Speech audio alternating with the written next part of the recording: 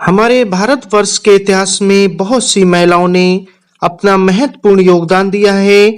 यदि हम अपने भारतवर्ष देश का इतिहास देखें तो हमें इसमें स्त्री शक्ति का वर्चस्व भी भली भांति देखने को मिल जाता है।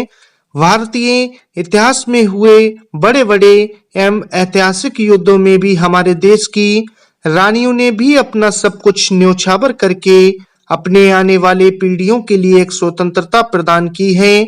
आज हम आपको काकतीय राजवंश की महारानी रुद्रमा देवी के इतिहास से रूबरू कराने वाले हैं।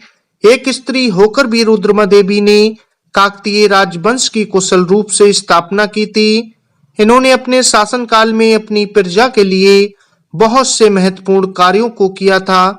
यदि आप भी रुद्रमा देवी के गौरवशाली इतिहास को जानना चाहते हैं तो वीडियो को लास्ट तक देखें। आइए वीडियो को स्टार्ट करते हैं। सबसे पहले बात करेंगे इनके जन्म और स्थान को लेकर पूरी जानकारी। महारानी रुद्रमा देवी का जन्म 1262 ईस्वी में हुआ था। इनके पिता गणपति देव काकतीय राजवंश के राजा थे। रुद्रमा देवी भारतीय इतिहास में काकतीय राजवंश की सबसे प्रमुख महिला शासकों में से एक थी। रुद्रमा देवी ने 1262 से 1295 ईस्वी तक बहुत ही कुशलता से काकतीय राजवंश का शासन किया था। एक स्त्री होकर भी इन्होंने काकतीय राजवंश की रक्षा करने में कोई कसर नहीं छोड़ी थी। यही कारण है कि आज भी इन्हें एक देवी के रूप में लोग सम्मान प्रदान करते हैं। रुद्रमा देवी का प्रारंभिक जीवन के बारे में आपको बताना चाहूंगा। रुद्रमा देवी के पिता गणपति देव को पुत्र नहीं था। इनको केवल 2 पुत्रियां ही थीं, जिनमें एक रुद्रमा देवी और दूसरी बेटी जनपमा देवी थीं। इसके अतिरिक्त इन दिनों में दक्षिण भारत में केवल पुरुष शासकों का ही वर्चस्व हुआ करता था। ऐसी परिस्थितियों में गणपति देव को राज संकट का भी डर था, क्योंकि उनको पुत्र की प्राप्ति नहीं हुई थी। गणपति देव ने रानी रुद्रमा देवी को एक राजकुमार की भांति पालन पोषण किया और उन्हें युद्ध की सभी कलाओं के बारे में सिखाया। रुद्रमा देवी ने मात्र अपनी 14 वर्ष की उम्र में ही रुद्रदेव के नाम से अपने पिता के साथ उनका सिंहासन उनके साथ संभालना शुरू कर दिया था। रानी रुद्रमा देवी ने अपनी छोटी सी उम्र में ही ये सीख लिया था कि राजा राज प्रशासन को कैसे संभालता है और लोगों के बीच में जाकर किस प्रकार से एक शासक अपनी प्रजा की समस्याओं को समझता है। इन सभी चीजों के महत्व को समझकर इसका अनुभव उन्हें बचपन में ही भली भांति हो गया था।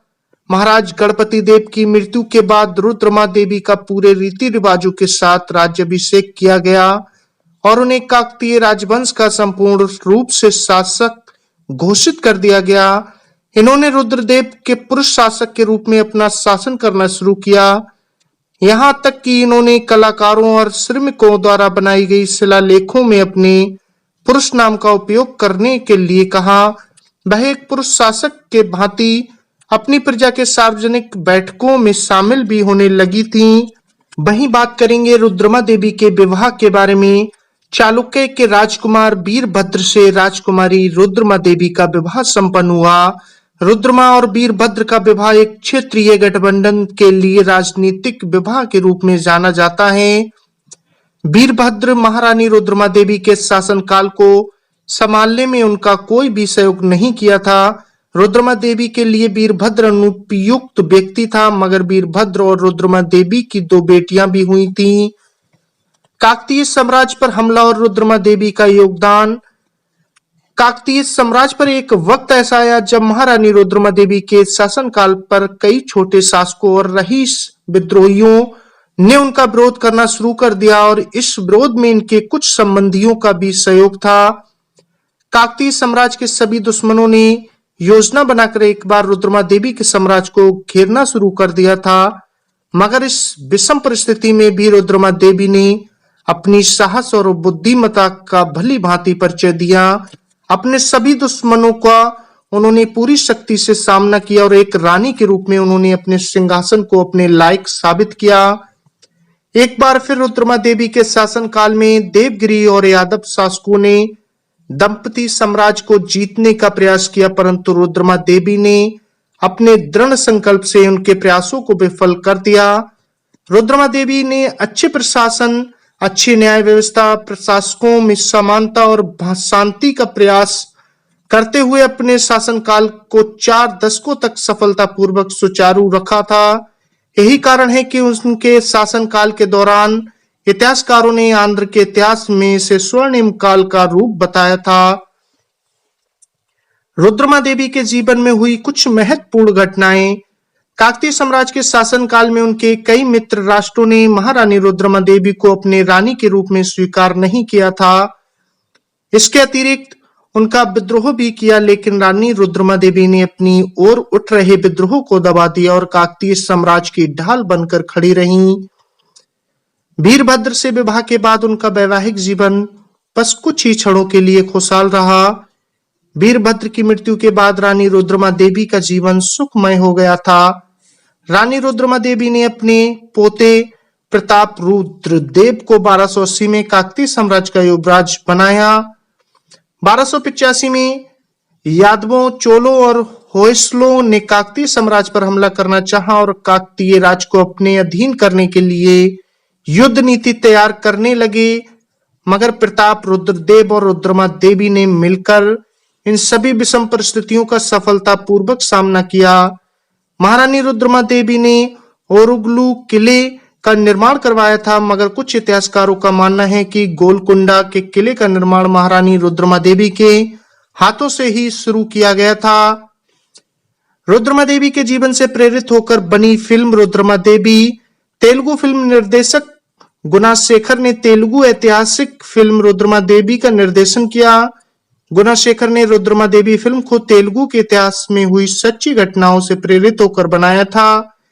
यह फिल्म भारतीय सिनेमाघरों में 9 अक्टूबर सन 2015 को रिलीज की गई थी। महारानी रुद्रमा देवी की मृत्यु।